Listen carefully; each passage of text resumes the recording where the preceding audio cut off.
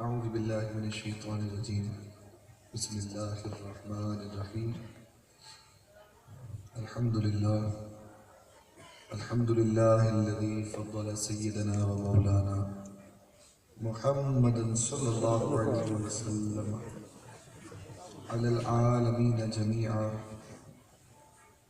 وأقامه يوم القيامة للمذنبين المتلبسين الخطائين الهالكين شفيعا فصلى الله تعالى عليه وعلى آله وأصحابه وذرياته وأمته جميعا. أما بعد فقد قال الله تبارك وتعالى في القرآن المجيد والفرقان الحميد: ألا إن أولياء الله لا خوف عليهم ولا هم يحزنون. صدق الله مولانا العظيم وصدق رسوله النبي الكريم الأمين ونحن على ذلك من الشاهدين والشاكرين والحمد لله رب العالمين. قال الله تبارك وتعالى في شان حبيبه مخبرا وآمرا: إن الله وملائكته يصلون على النبي يا أيها الذين آمنوا صلوا علیہ وسلموا تسلیما. بآواز بلند محبت کے ساتھ مل کر درود پاک کا نذرانہ پیش کیجیے. الصلاة والسلام علیک یا رسول اللہ وعلی سیدنا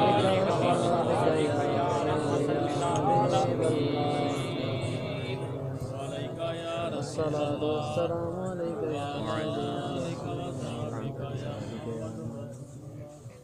چند اشعار نعت کے بیان کے آغاز میں میں عموماً پڑھنے کی سعادت حاصل کرتا ہوں. چند اشعار ہم سنیں گے برادر اعلیٰ حضرت شہنشاہ سخن استاد زمن مولانا حسن رضا خان رحمۃ اللہ تعالیٰ علیہ کے لکھے ہوئے کلام کے. اس کے بعد ہم اپنی بیان کی طرف باقاعدہ چلیں گے. میں چاہوں گا محبت کے ساتھ آپ سنیں اور ہو سکے تو اشعار میں شامل ہو جائیں، نہیں تو توجہ قائم رکھیے. انشاءاللہ اشعار سننے کا سرور آئے گا. یہ حضور کی نعت بھی ہے اور اس میں استغاثہ بھی ہے، اور ہر محفل سجانے کا، ہر عاشق کے محفل میں آنے کا یہی مقصد ہوتا ہے جو اس نعت کے مطلع میں بیان کیا گیا ہے.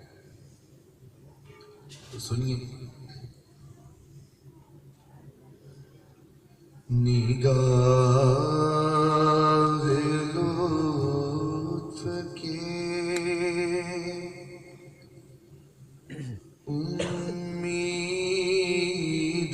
امیدوار ہم بھی ہیں. نگاہ لطف کے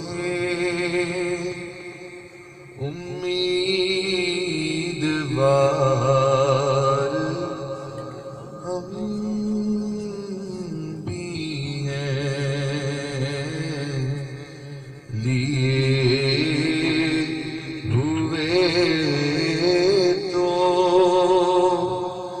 دل بے قرار ہم بھی ہیں. لیے ہوئے تو دل بے قرار ہمارے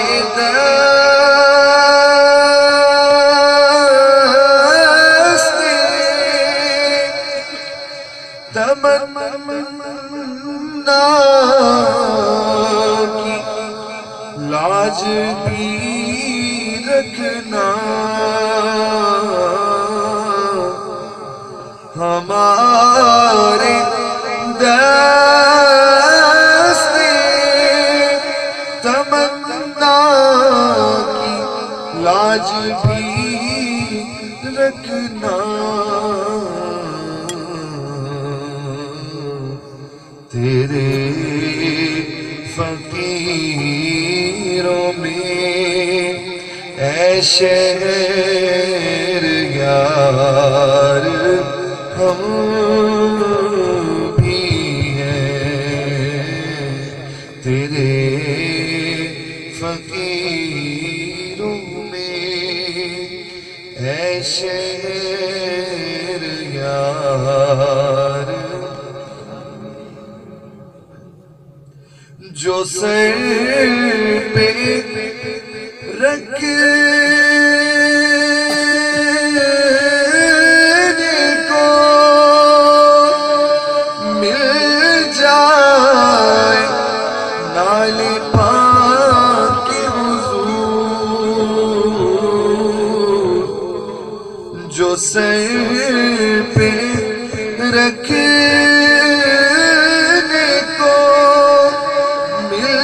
جائے نال پاک حضور، تو پھر کہیں گے کہ ہاں تاجدار ہم بھی ہیں، تو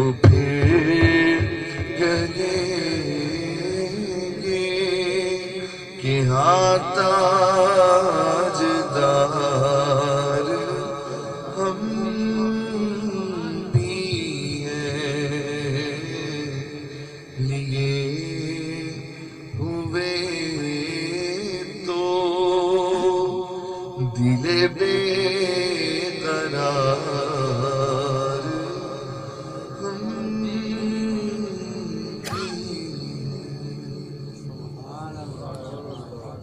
اللهم صل وسلم على النبي الأمي وعلى آله وأصحابه وبارك وسلم صلاة وسلام عليك يا سيدي يا سيدي يا مكي يا مدني يا عربي يا قرشي يا هاشمي يا مطلبي يا رسول الله صلى الله عليه وسلم. قال رسول الله صلى الله عليه وسلم زينوا مجالسكم بالصلاة علي فإن صلاتكم علي نور لكم يوم القيامة. فرمایا اپنی محفلوں کو مجھ پر درود پڑھ کے سجا لیا کرو، سبحان اللہ، کیونکہ تمہارا درود جو مجھ پر پڑھا جائے گا روز قیامت تمہارے لیے نور ہوگا. سبحان اللہ. میرے محترم اسلام بھائیوں، اس حدیث پاک میں حضور علیہ السلام بڑی پیاری بات ارشاد فرما رہے ہیں کہ اپنی محفلوں کو درود پڑھ کے سجا لیا کرو.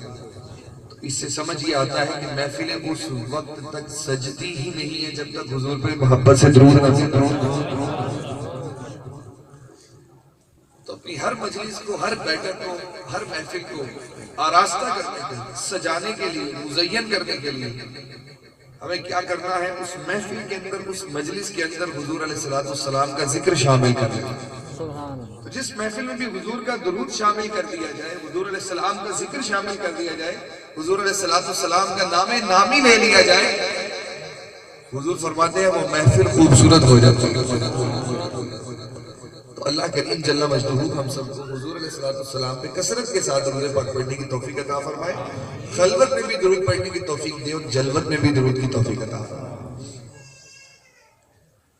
11ویں کا مہینہ ہے اور مجھے حکم ملا کہ اسی مہینے کی مناسبت سے کچھ باتیں آپ کی گوش گزار کروں.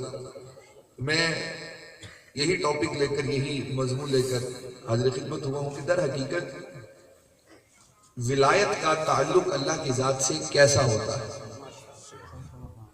ولایت کا تعلق اللہ تبارک و تعالیٰ کی ذات سے ایک محبت والا تعلق ہے.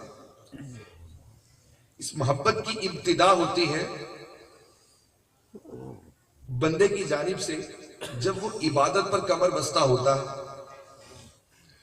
اور وہ اپنے خالق کو تلاش کرنے میں، جستجو کرنے میں ہر وہ ادا اپنانے کی کوشش کرتا ہے جس سے اسے 1% بھی اس بات کی امید ہو کہ شاید یہ ادا میرے خالق کو خوش کر.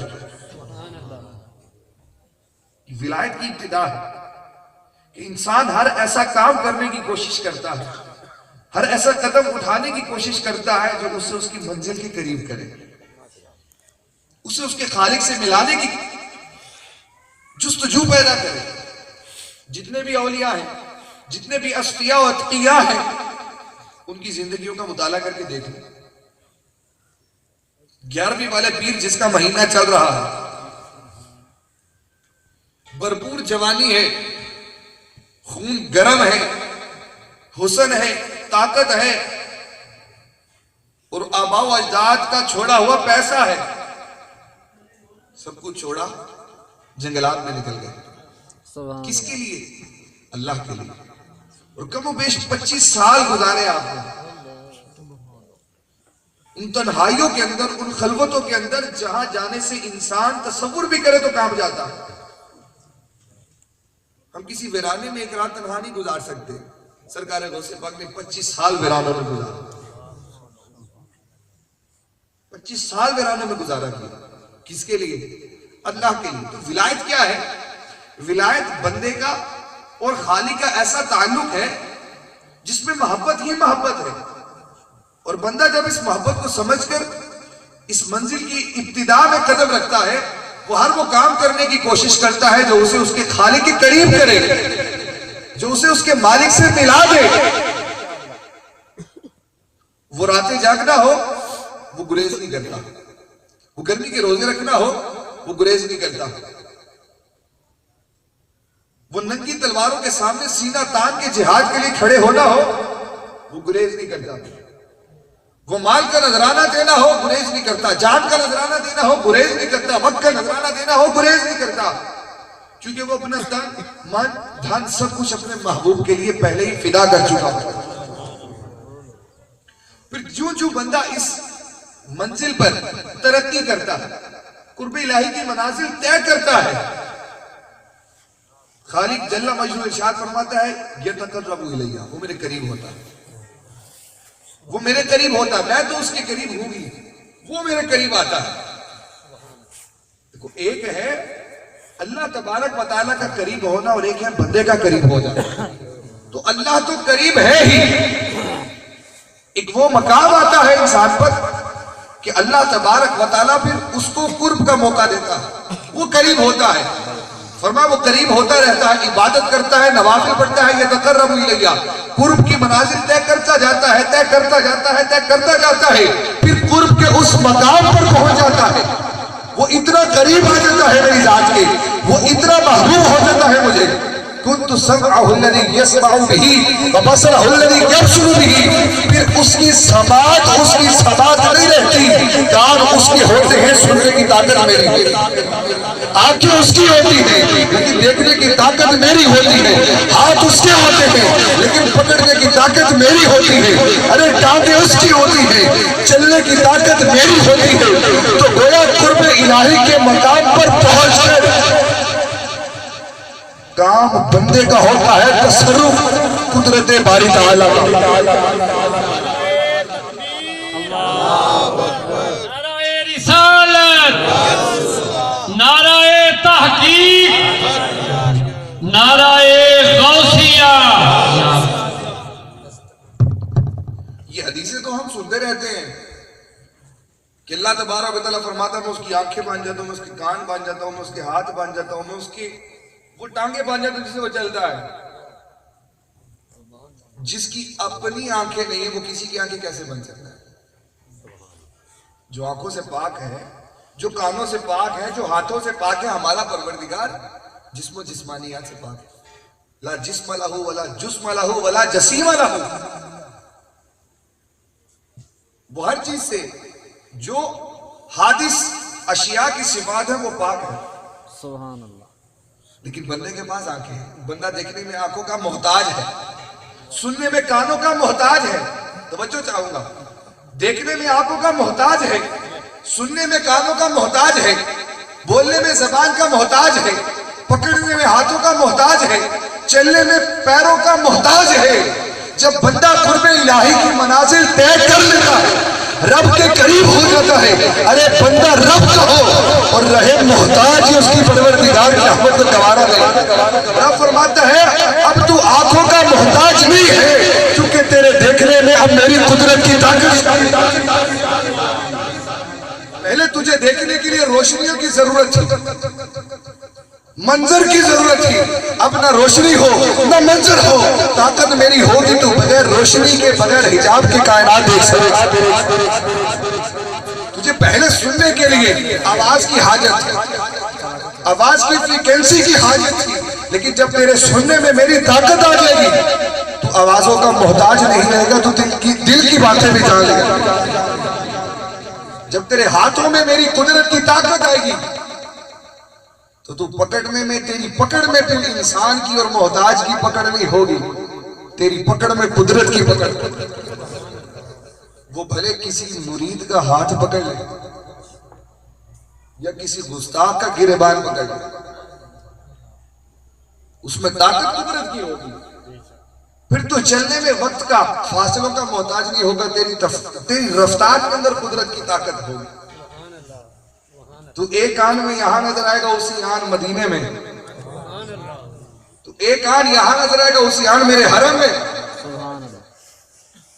یہ مفہوم ہے اس قرب کا کہ جب بندہ رب کے قریب ہو جاتا ہے پھر رب کی رحمت یہ گوارا نہیں کرتی کہ میرا بندہ اب ان چیزوں کا محتاج رہے،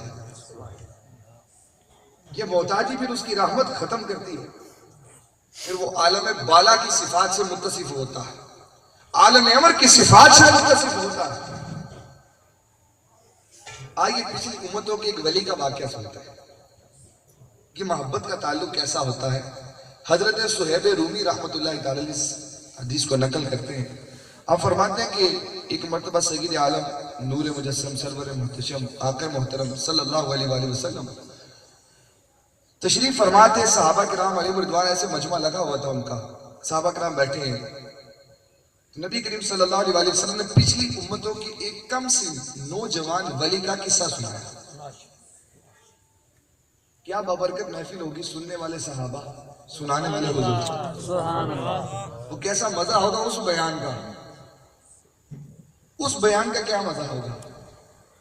تو صحابہ کرام علیہ رضوان سن رہے ہیں، حضور علیہ السلام نے ایک نوجوان کا ذکر چھیڑا، آپ نے فرمایا کہ پچھلی امتوں میں ایک نوجوان ولی گزرا، یہ حضور بتا رہے ہیں پچھلی امتوں کا حال، ابھی بھی حضور کے علم میں غیب میں کوئی شک ہے؟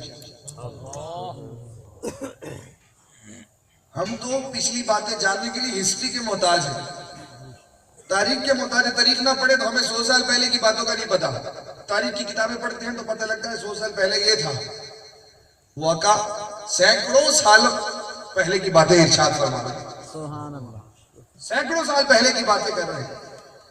تو حضور نے بتایا کہ ایک اللہ کا ولی گزرا، وہ ایسے بادشاہ کے دور میں ہوئے کہ جو بادشاہ اپنے آپ کو خدا کہلواتا تھا، لوگوں سے سجدہ کرواتا تھا، اپنے آپ کو معبود کہلواتا تھا، اور یہ کم سی نوجوان سا ایک لڑکا تھا جو اللہ کے علاوہ کسی کی عبادت نہیں کرتا تھا، جو دعا کرتا تھا اللہ قبول فرماتا تھا۔ لوگوں کو اس کی ولایت کا علم ایسے ہوا کہ ایک قافلہ جا رہا تھا، یہ بھی اس قافلے میں شریک تھے، کہ اچانک اس قافلے کو رکنا پڑا، وجہ پوچھی کہ قافلہ کیوں روکا، تو پتہ لگا کہ ایک شیر ہے بڑا خونخوار قسم کا جو کسی کو گزرنے نہیں دے گا، اب بڑے بڑے سورما وہاں دم دبا کے کھڑے ہیں کہ شیر کے سامنے کون جائے،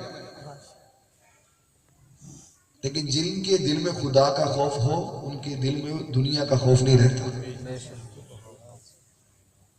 وہ ایک کم عمر لڑکا اللہ کا نام لے کے سینہ تان کے آگے بڑھا، اور دنیا دیکھ رہی ہے، قافلہ کھڑا ہے، بڑے بڑے سورما بہادر وہ جانوں والے بڑے بڑے مرد کھڑے ہیں وہاں پہ، یہ لڑکا آگے بڑھا، اس نے ایک چھوٹی سی کنکری اٹھائی، اللہ کا نام لے کے شیر کو ماری، وہ کنکری شیر کو لگنا تھا، شیر ڈھیر ہو گیا، وہ شیر سے ڈھیر بن گیا۔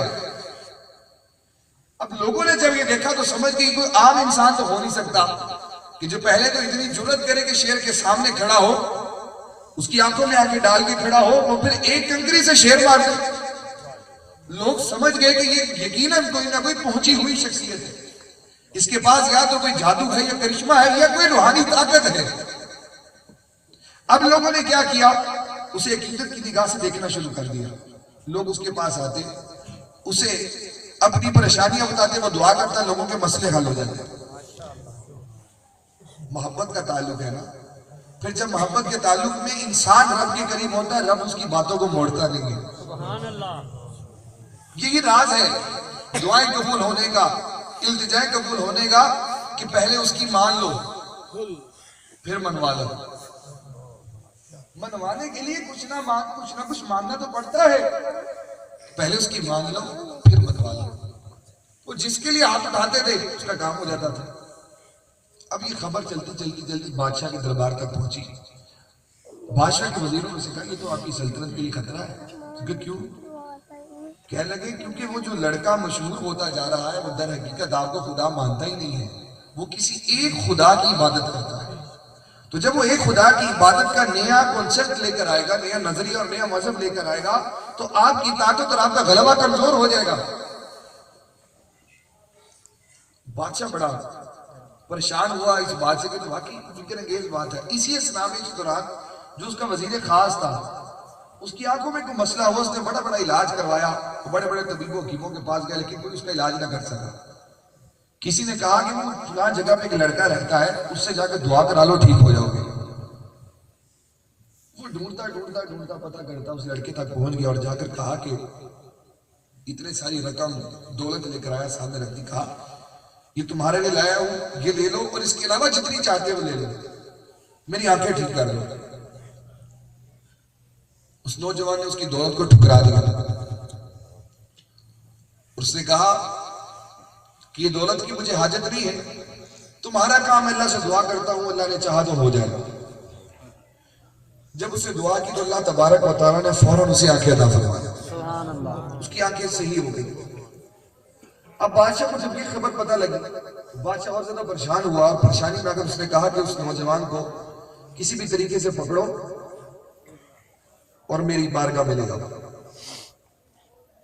اب وہ بادشاہ کے دربار میں اس کو پیش کیا گیا.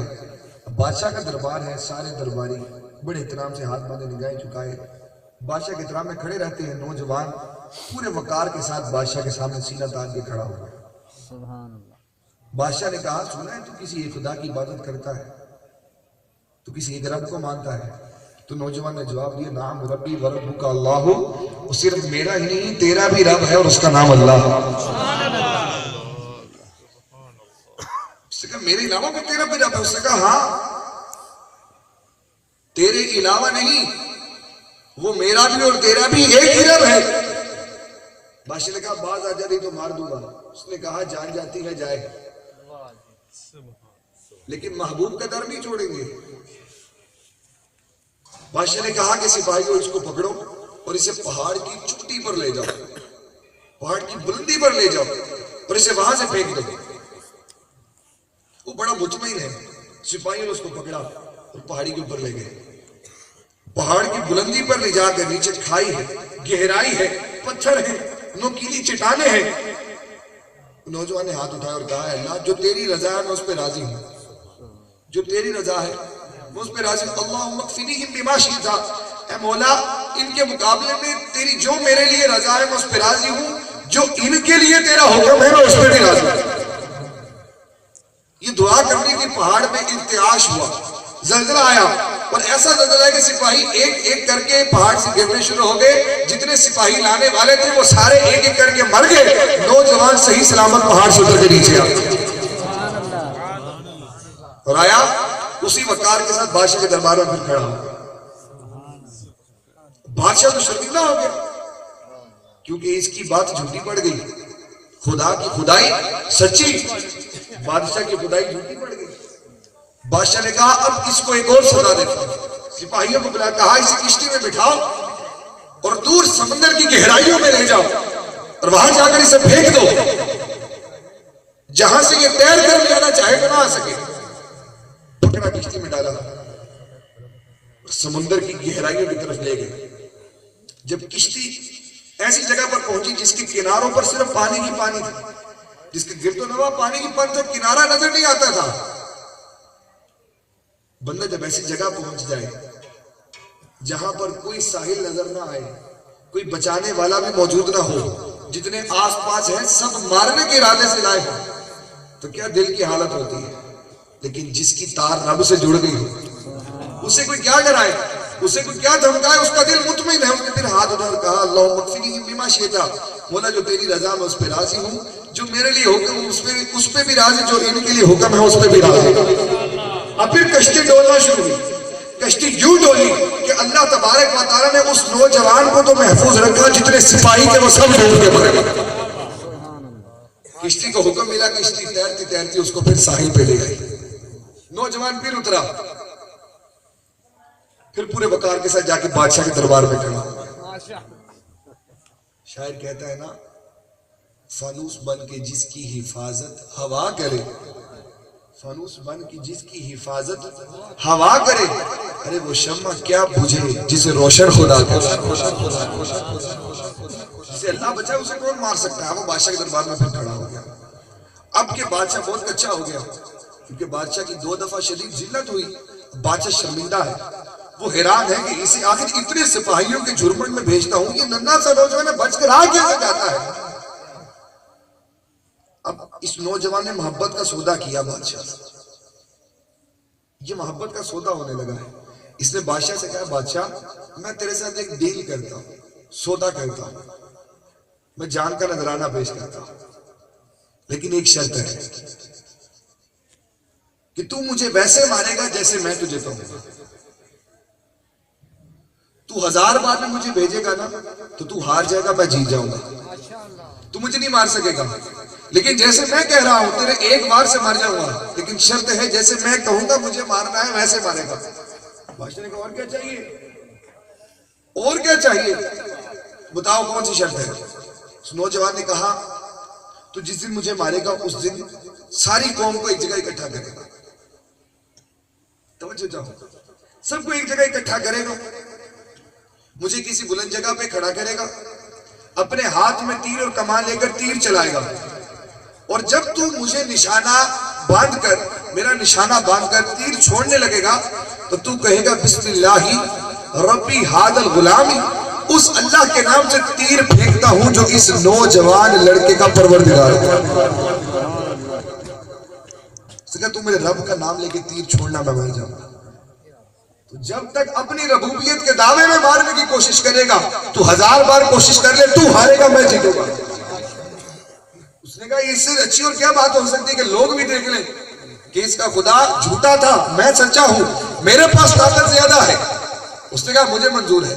احمق تھا نا, شعور نہیں تھا. شعور ہوتا تو 2 مرتبہ میں ہی سمجھ جاتا کہ اس کو بچانے والے کی طاقت زیادہ ہے, اس کو بچانے والا زیادہ قوی ہے. وقت مقرر پہ لوگ جمع ہو گئے, جتنے اس کے پجاری, عبادت گزار, وزیر, وزراء, درباری سب وہاں پہ کھڑے. بادشاہ وہاں پہ آیا پورے آب و تاب کے ساتھ.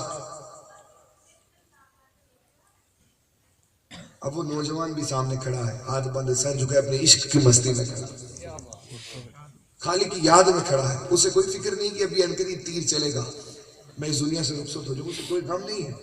وہ کھڑا ہے رب کی یاد میں. کیوں؟ کیونکہ اس نے جان کا سودا کر لیا. جو پہلے ہی جانیں قربان کر چکے ہیں رب کے نام پہ, انہیں جانوں کے جانے کی کوئی فکر نہیں ہوتی. مرے ہوئے کو کوئی کیا مارے گا. وہ اسی لیے تو بابا بھلے شاہ فرماتے تھے, بے بھلیا اسا مرنا نہیں, گور پیا کوئی اور. کیوں؟ کیونکہ جنہوں نے مرنا تھا وہ مر چکے. اب مرے ہوئے کو کوئی نہیں مار سکتا. وہ کھڑا ہے اپنی دھن کے اندر. بادشاہ نے اعلان کیا کہ دیکھو آج میری خدائی کا نظارہ, جس کو میرے سپاہی نہیں مار سکے, اب میں خود اس کو ماروں گا. دیکھتے ہیں کہ کس کے خدا میں زیادہ طاقت ہے, اس کا خدا زیادہ طاقتور ہے یا میں طاقتور ہوں. جب اس نے تیر کمان کو کسا, تیر کا نشانہ باندھا, تو حسب وجہ زبان سے جملے نکالے, بسم اللہ ربی ھذا الغلام, اس اللہ کے نام سے تیر چھوڑتا ہوں جو اس لڑکے کا پروردگار ہے. تیر اس کی کمان سے نکلا, سیدھا جا کر اس نوجوان کی پیشانی پر لگا. اس نے اپنی پیشانی پر ہاتھ رکھا اور فزت ورب الکعبہ, اس نے کہا کہ رب کی نام پر, رب کی ناموس پر, اس کے دین پہ جان قربان کر کے آج میں مرے نہیں بلکہ کامیابی کی اعلیٰ ترین پر پہنچ گیا ہوں. یہ زبان سے نکلنا تھا, کلمہ پڑھا, گواہی دی, زمین پر آ گیا. آپ بھی سوچتے ہوں گے کہ آخر اس کے مرنے میں کمال کیا تھا, یہ سودا کیا تھا, اسے اپنی جان کا نذرانہ کرنے کا فائدہ کیا ہوا. تو سنیے, حضور نے فرمایا کہ جیسے ہی بادشاہ کی زبان سے لوگوں نے اللہ کا نام سنا اور اس نوجوان لڑکے کو مرتا ہوا اپنی آنکھوں سے دیکھا, لوگ یہ سمجھ گئے کہ در حقیقت طاقت کسی جھوٹے خدا میں نہیں بلکہ اس خدا کے نام میں تھی جس کے نام پر اس نوجوان نے شہادت کا نعرہ تکبیر، نعرہ رسالت، نعرہ رسالت، نعرہ غوثیہ۔ اور پھر ہوا کیا؟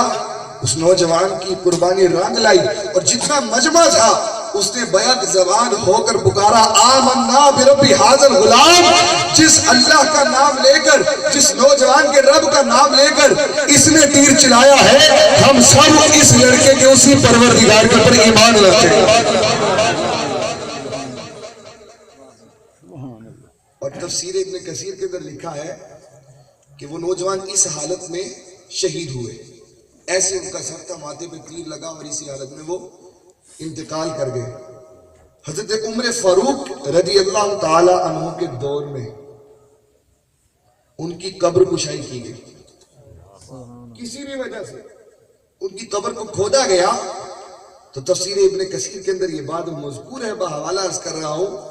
دیکھنے والے بتاتے ہیں کہ ان کا ہاتھ جس طرح حضور نے بیان کیا، جسم بھی صحیح سلامت تھا، ماتھے سے خون کے نشانات بھی موجود تھے، خون بھی ظاہر ہو رہا تھا اور ہاتھ ویسے ہی جو کر تو ماتھے پہ رکھا ہوا تھا۔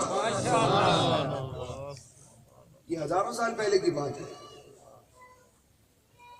جو محبت میں مرتے ہیں وہ مرتے نہیں ہیں، وہ پہلے سے ہی مر چکے ہیں۔ یہ محبت کا تعلق ہے، یہ عشق کا تعلق ہے۔ کہتے ہیں العشق نار یحرق ما سوى المحبوب، عشق ایک ایسی آگ ہے جو محبوب کے علاوہ ہر چیز کو جلا کے راکھ کر دیتی ہے، کچھ نہیں بچتا، انسان کی میں ختم ہو جاتی ہے۔ وہ غالب میر نے ایک شعر لکھا تھا اور غالب صاحب نے اس کو آفر کی کہ تم پورا دیوان لے لے، مجھے یہ شعر دے دے۔ شعر کیا لکھا اس نے لکھا کہ جب تم میرے پاس ہوتے ہو تو گویا کوئی دوسرا نہیں ہوتا۔ سمجھے کہ نہیں سمجھے؟ یعنی جب تم میرے پاس ہوتے، اپنے محبوب کو کہتا ہے تو کوئی دوسرا نہیں ہوتا، مطلب یہ ہے کہ وہ کہنا یہ چاہ رہا ہے اس وقت میں خود بھی نہیں ہوتا، کوئی دوسرا نہیں ہوتا، ایک ہی ذات ہوتی ہے اور وہ تیری ذات ہوتی ہے۔ جب تم میرے پاس ہوتے ہو تو گویا دوسرا نہیں ہوتا، وہ ایک ہی ذات ہوتی ہے۔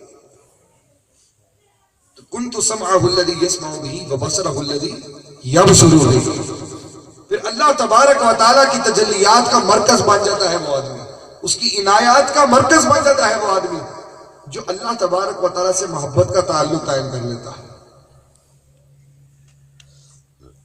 نسبت اللہ کے ولیوں کے ساتھ بڑی ضروری ہے۔ ایک بڑا ایمان افروز واقعہ عرض کرتا ہوں آپ کو اسی نسبت کے حوالے سے کہ اللہ کے اولیاء کی شان کیا ہوتی ہے، ان کو کیا مقام ملتا ہے اور ان کے عطا سے ان کے غلاموں کو کیا مقام ملتا ہے۔ حضرت خواجہ بہاؤالدین نقشبند رحمۃ اللہ تعالی سلسلہ عالیہ نقشبندیہ کے بہت بڑے بزرگ اور پیشوا ہیں۔ آپ اس سلسلے کے پیشوا بننے سے پہلے سلطان وقت کے دربار میں جلادی کے فرائض سر انجام دیتے تھے، اور یہ بات جو سنانے لگا ہوں دلیل العارفین میں موجود ہے، جلادی کے فرائض سر انجام دیتے تھے۔ ایک شخص کے اوپر قتل کا مقدمہ ہوا، سزا سنائی گئی قتل کی، بادشاہ نے کہا اس کو اس جرم کی پاداش میں قتل کر دیا جائے۔ حضرت خواجہ بہاؤالدین نقشبند رحمۃ اللہ تعالی علیہ نے اس کو پکڑا، قتل گاہ پر لے آئے، اس کو اس کی جگہ پر بٹھا دیا، تلوار اٹھائی اور نبی کریم صلی اللہ علیہ وآلہ وسلم پر درود پاک پڑھا۔ یہ آپ کا معمول تھا، آپ جب بھی کسی مجرم کو سزا دیتے تو درود پڑھا کرتے تھے۔ تو جب درود پاک پڑھا، درود پاک پڑھ کے تلوار اس کی گردن پہ ماری، تلوار لگی تو صحیح لیکن کاٹا نہیں۔ بڑے حیران ہوئے، زندگی میں پہلا انسیڈنٹ تھا، تلوار ہے اور جلاد کی تلوار ہے، جلاد تو ویسے ہی ماہر ہے گردن اتارنے میں، اور انہوں نے اپنی پوری قوت سے تلوار چلائی، تلوار لگی تو صحیح لیکن کاٹا نہیں۔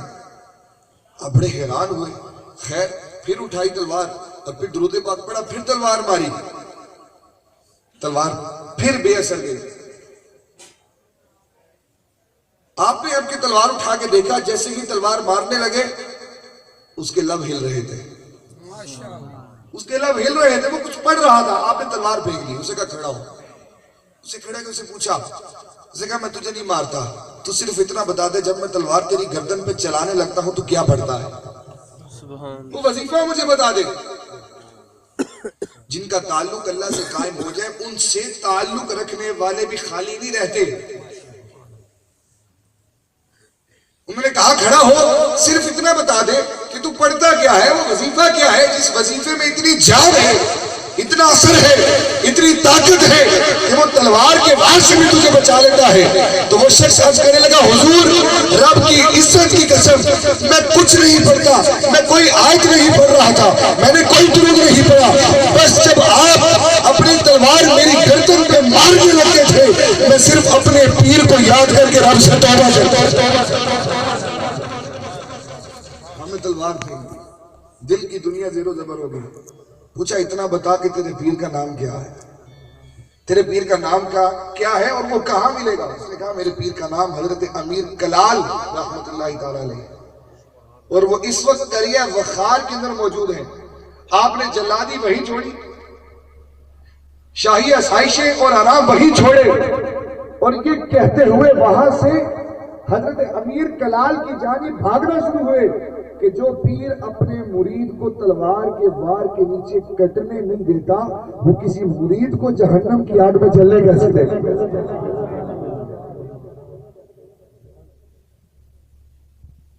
یہ اللہ والوں کا مقام ہے، یہ نسبت کی بہار ہے، یہ نسبت بہت ضروری ہے، کیونکہ بندہ رب کو راضی کر چکا، اب رب نے اس کو راضی کرنا ہے، وہ ماننے کے مقام پر پہنچ گیا، اب وہ منواتا ہے تو جو بھی اس سے تعلق رکھتا ہے مانی اس کی بھی جاتی ہے۔ حضرت سیدنا غوث پاک رضی اللہ تعالیٰ عنہ، آپ نے واقعہ سنا ہوگا کہ مرید حاضر خدمت ہوتا ہے، وہ عرض کرتا ہے حضور مجھے رات اپنے خواب کے اندر 70 مرتبہ نہانے کی حاجت تھی، میں نے خواب میں مختلف عورتوں کے ساتھ زنا کیا، اور یہ زندگی میں پہلی دفعہ میرے ساتھ ایسے ہوئی، کیوں ہوا؟ بزرگار غوث پاک رضی اللہ تعالیٰ عنہ آپ ارشاد فرمانے لگے کہ میں جانتا ہوں وہ پیر ہی کیا جسے مرید کی خبر نہ ہو، وہ پیر ہی کیا جسے مرید کے حوال کی خبر نہ ہو، جس کی تقدیر اس کے پیر کے سامنے نہ ہو وہ پیر ہی کیا ہے۔ فرماتے ہیں میں رات کو تیری تقدیر پڑھ رہا تھا، جن عورتوں کو تم نے خواب میں دیکھا وہ ایسی ایسی ایسی ایسی ایسی ایسی، میں نے کہا جی حضور بالکل ایسی ایسی ایسی ایسی ایسی۔ آپ نے فرمایا کہ میں تیری تقدیر پڑھ رہا تھا، تیری تقدیر میں لکھا تھا کہ تو ان عورتوں کے ساتھ زنا کرے گا،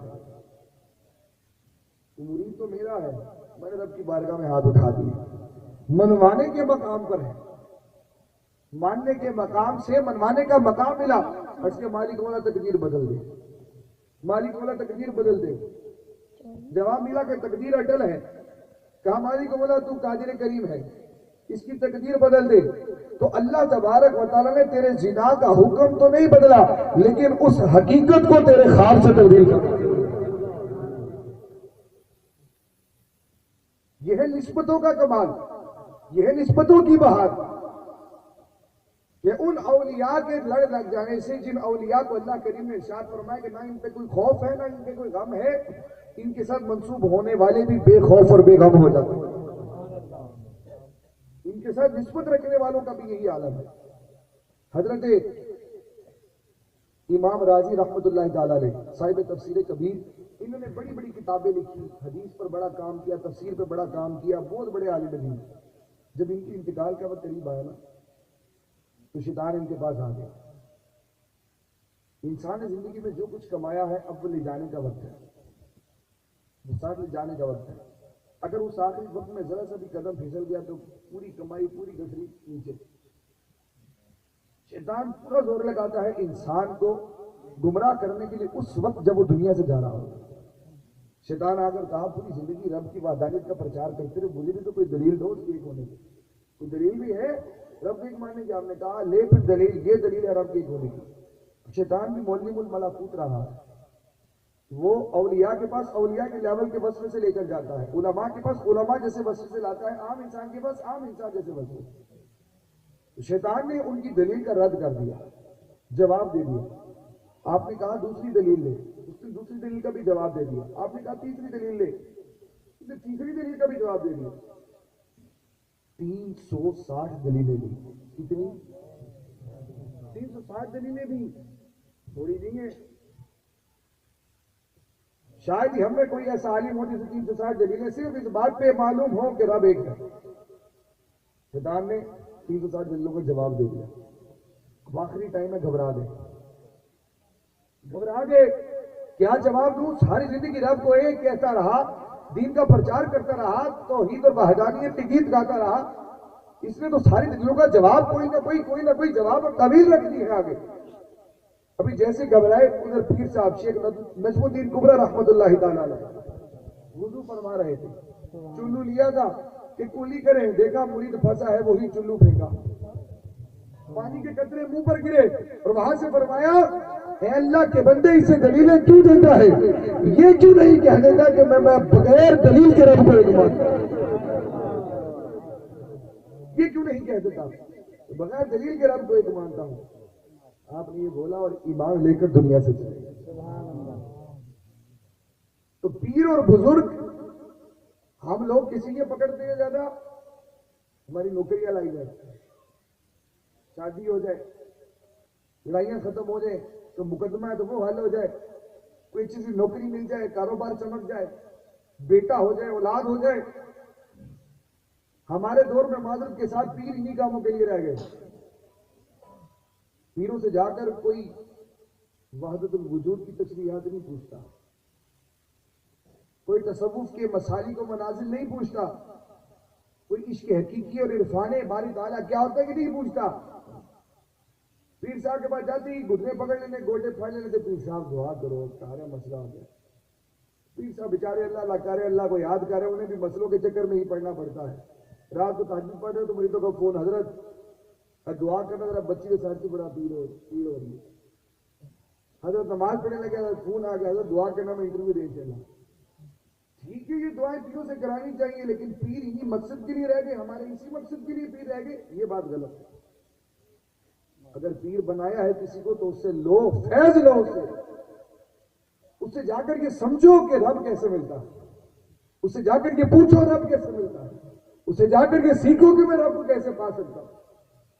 پھر وہ تمہیں جو رستہ بتا اس پہ چلو. جب اس رستے پہ چلو گے یہ کام پروردگار تمہارے ویسے ہی حل فرمائے گا. سیدنا ابو بکر صدیق رضی اللہ تعالیٰ عنہ فرماتے ہیں، جو اللہ کے کاموں میں لگ جاتا ہے اللہ اس کے کام بنا دیتا ہے. اللہ اس کے کاموں میں لگا رہتا ہے. جب تک بندہ اللہ کے کاموں میں لگا رہتا ہے تو سیدھا سا نسخہ ہے، ہر پریشانی سے تم اللہ کے کاموں میں لگ جاؤ. جہاں کہیں بھی اللہ کے کاموں میں لگ جاؤ، اللہ تبارک و تعالیٰ تمہارے کام سنوارتے ہیں. تو ولایت یہ ہے کہ انسان کا اللہ تبارک و تعالیٰ سے محبت کا تعلق قائم ہو جائے. اور یہ محبت اس وقت تک کامل نہیں ہوتی جب تک اس محبت میں اطاعت مصطفیٰ صلی اللہ علیہ وسلم شامل نہ ہو، جب تک حضور کی محبت شامل نہ ہو، حضور کی چاہت شامل نہ ہو. حضرت زید بن حارثہ رضی اللہ تعالیٰ عنہ آپ جانتے ہیں کون تھے؟ حضور علیہ السلام کے منہ بولے بیٹے تھے. کون تھے؟ منہ بولے بیٹے تھے حضور علیہ السلام کے. یہ 8 سال کی عمر میں اپنی والدہ ان کے ساتھ کسی قبیلے میں گئے تو وہاں پر ڈاکو آ گئے، انہوں نے غارت گری کی، مال لوٹا. اور یہ 8 سال کے غلام تھے کم سے، ان کو پکڑا، ان کی ماں سے جدا کر دیا اور آ کر بازار اکاز میں یا پھر مکے کے مشہور بازار میں آ کر انہیں بیچ دیا. وہاں سے حضرت حکیم بن حزام ان کو خرید کر لے گئے اور حضرت سیدتنا خدیجہ الکبریٰ رضی اللہ تعالیٰ عنہ کو جو غلام 400 درہم کے عوض آپ نے خریدا تحفہ تک دے دیا. یہ حضرت زید بن حارثہ گھومتے گھومتے آ رہے ہیں، پہنچنا کہاں تک ہے؟ حضور کی بارگاہ تک. جب حضور علیہ السلام کا نکاح حضرت سیدتنا خدیجہ الکبریٰ رضی اللہ تعالیٰ عنہ سے ہوا، آپ نے تحفے میں کوئی اور چیز پیش کرنے کی بجائے یہ غلام پیش کر دیا.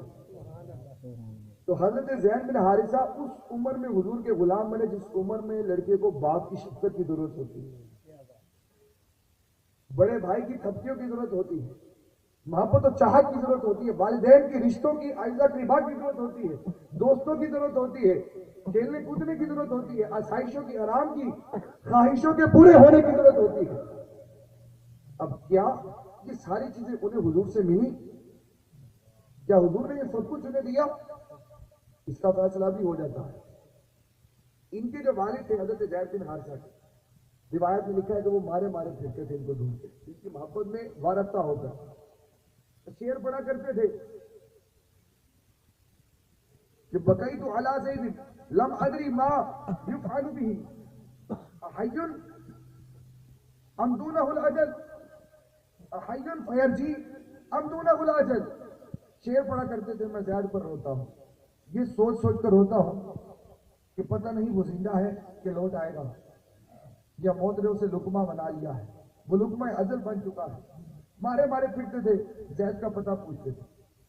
بنو کلب کے کچھ لوگ مکے میں آئے اپنا زمانہ جاہلیت کا حج کرنے کے لیے، انہوں نے حضرت زید کو وہاں دیکھ لیا، فوراً پکڑا، پہچانا، پوچھا کہ ہم تو فلاں فلاں قبیلے سے ہیں، تمہارے گھر والے تو تمہارے لیے بے قرار ہیں، تمہارا باپ ڈھونڈتا پھرتا ہے۔ یہ اس وقت کی بات ہے جب اسلام نہیں آیا، حضور نے نبوت کا اعلان نہیں کیا۔ حضرت زید نے کہا کہ میں اپنے گھر والوں سے بہت بے قرار ہوں، باوجود اس کے کہ میں حرم میں رہتا ہوں، لیکن مجھے میرے گھر والے یاد آتے ہیں۔ انہیں میرا حال بتانا اور انہیں یہ بھی بتا دینا کہ میں بڑے آرام اور آسائش میں رہ رہا ہوں، میں اس گھرانے میں رہ رہا ہوں جو سرداروں کی اولاد ہیں اور ان کی اولادیں بھی سردار ہوا کرتے ہیں، میں معاذ بن عدنان کے گھرانے میں رہ رہا ہوں، یہ بھی ضرور بتا دینا۔ اب باپ کو سن کر تسلی ہوئی، چچا اور باپ کعب اور حارثہ یہ دونوں چلے حضور کی طرف، فدیہ لے کر آئے ڈھیر سارا کہ جس کے پاس بھی ہے مکے میں ہم اس کو فدیہ دیں گے، یعنی پیسے دیں گے، اسے کہیں گے یہ رکھ لو ہمارا بچہ ہمیں واپس کر۔ ڈھیر سارے پیسے لے کر ڈھونڈتے ڈھونڈتے مکے میں حضور کے پاس آگے آگے لگے، حضور ایک عرض لے کر آئے ہیں، ہمیں پتہ لگا ہے کہ آپ یتیموں کو کھانا کھلاتے ہیں، تو فقیروں کو کھلاتے پلاتے انہیں پہناتے ہیں، غلاموں کو آزاد کرتے ہیں، سائل کو کبھی خالی نہیں لوٹاتے۔ یہ اس وقت کی بات ہے جب نبوت کا اعلان نہیں کیا، یہ پہلے کے کریم اخلاق ہیں جو مشہور تھے پورے عرب میں، پورا عرب حضور کو انہی اوصاف سے جانتا تھا۔ محمد کون محمد؟ ارے وہ محمد جو فقیروں کو کھانا کھلاتا ہے، ارے وہ محمد جو یتیموں کے سر پہ ہاتھ رکھتا ہے، ارے وہ محمد جو غریبوں کی بندہ پروری کرتا ہے، ارے وہ محمد جس کے اخلاق پورے عرب میں سب سے اعلیٰ۔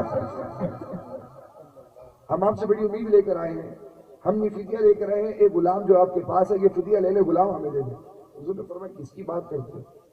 عرض کرنے لگے حضرت زید بن حارثہ، زید کی بات کرتے ہیں، میں زید کا باپ ہوں، یہ اس کا چچا ہے، ہم زید کو لینے آئے۔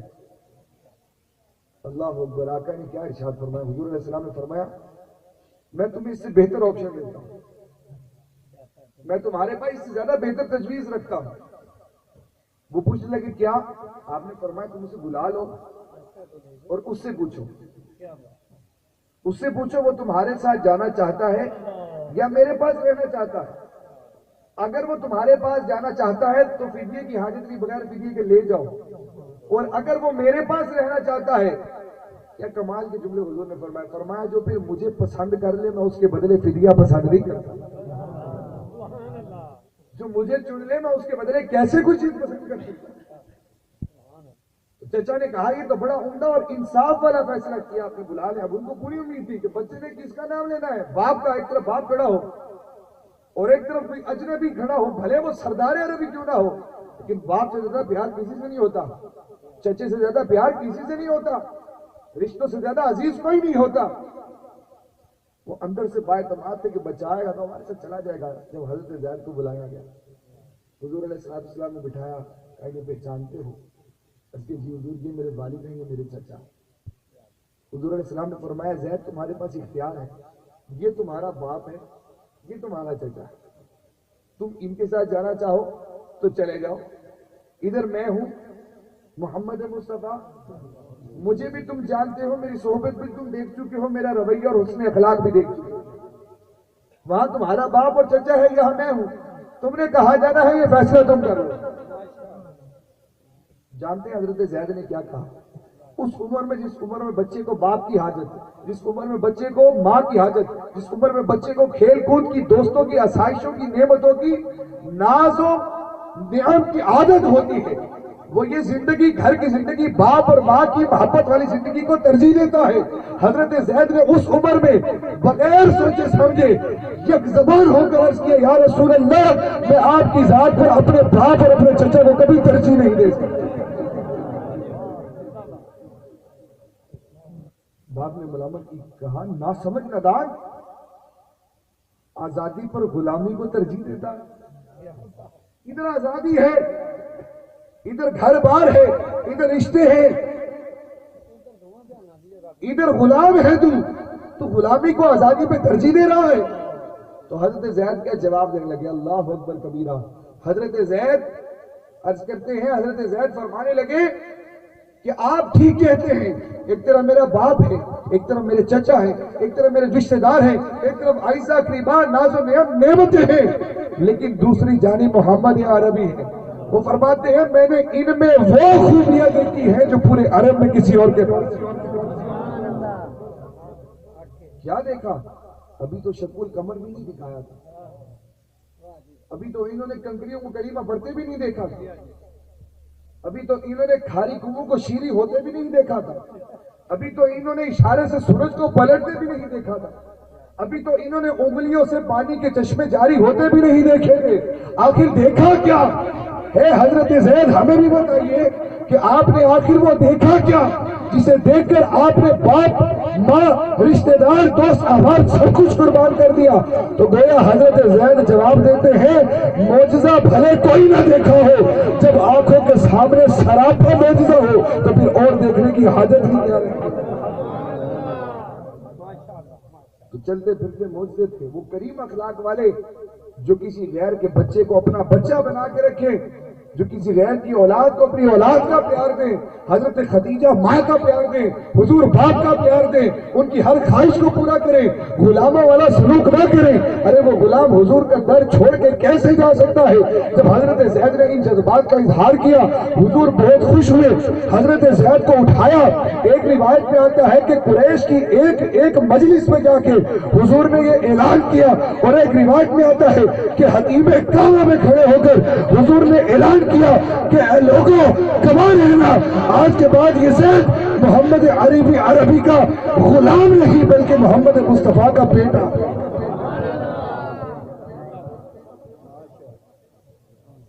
شاعر کیا خوب کہتا ہے اسیر جس کو بنا کے رکھے مدینے میں, اسیر جس کو بنا کے رکھے مدینے میں, تمام عمر رہائی کی وہ دعا نہ کرے.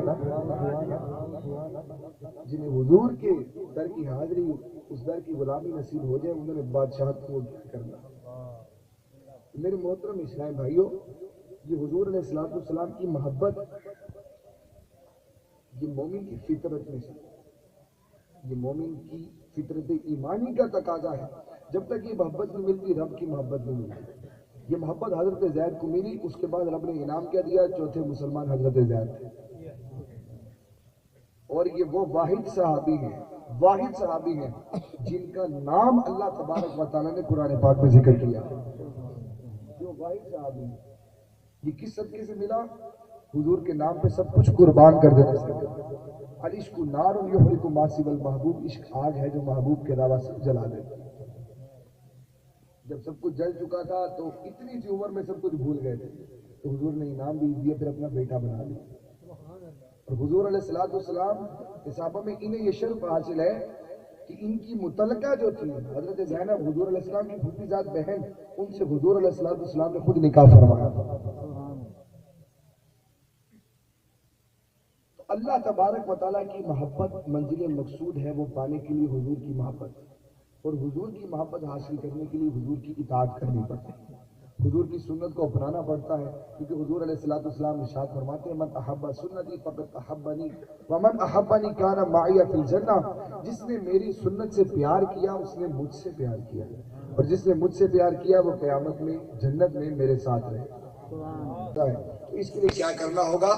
آج ان سے پیار کرنا ہوگا, اور ان کی محبت کو پانے کے لیے ان کی سنت کی محبت کو دل میں بسانا ہوگا. آج ہم یہ نیت کریں کہ حضور علیہ السلام کی ذکر کی محفل میں, میلاد کی محفل میں हमने मोहब्बत की बातें सुनी, हमने औलिया का जिक्र सुना, हमने मोहब्बत इलाही का तज़किरा सुना। हम ये नियत करते हैं हुजूर की मोहब्बत में आकर के इंशाअल्लाह हम आज के बाद हुजूर अलैहिस्सलाम की हर एक सुन्नत को अपनाने की कोशिश करेंगे। अगर आप बाबाज़ बुलंद कहकर इंशाअल्लाह कहें, बाबाज़ बुलंद कहें, मुझे अल्लाह की रहमत से उम्मीद है कि इंशाअल्लाह बाबाज़ बुलंद कहने से अल्लाह ताला हमें मजीद जज्बा अता फरमाएगा और हम नेकी की तरफ ज्यादा राग़िब जरा हाथ उठा के हम नियत ना कर लें कि इंशाअल्लाह हम इस महफिल पाक की बरकत से आज ये नियत करते हैं कि आज के बाद हमारी कोई भी नमाज कज़ा नहीं होगी, आज के बाद रमजान का कोई रोजा नहीं छूटेगा, आज के बाद वालिदैन की फर्मा बरदारी करेंगे, आज के बाद बड़ों का अदब व एहतराम करेंगे, आज के बाद छोटों पे शफकत करेंगे, आज के बाद हुजूर अलैहिस्सलाम की हर सुन्नत को अपनाने की कोशिश करेंगे। और आखिर में मैं ये अर्ज करूंगा कि हुजूर सैयदना गौसे पाक रज़ी अल्लाह ताला अन्हु,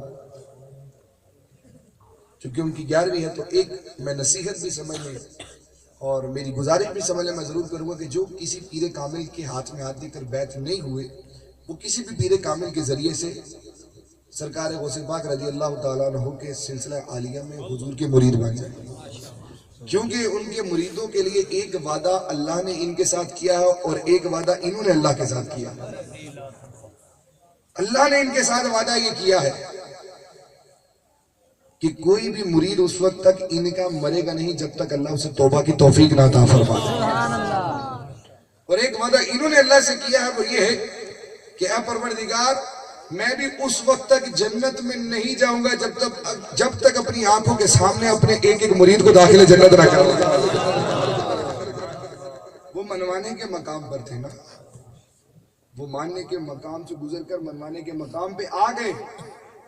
उन्होंने अपने आप को इस कदर बुलंद कर लिया कि खुदी को कर बुलंद इतना कि हर तकदीर से पहले खुदा बंदे से खुद पूछे बता तेरी रजा क्या है। तो वो रजा ये थी कि मौला उस वक्त तक जन्नत में नहीं जाऊंगा जब तक मेरे मुरीद दाखिले जन्नत ना हो जाए। तो सरकार गौसे पाक की निस्बत हासिल करें इंशाअल्लाह। ये निस्बत रखने वालों का दुनिया जहान में आखिरत के जहान में बेड़ा पार की पार है।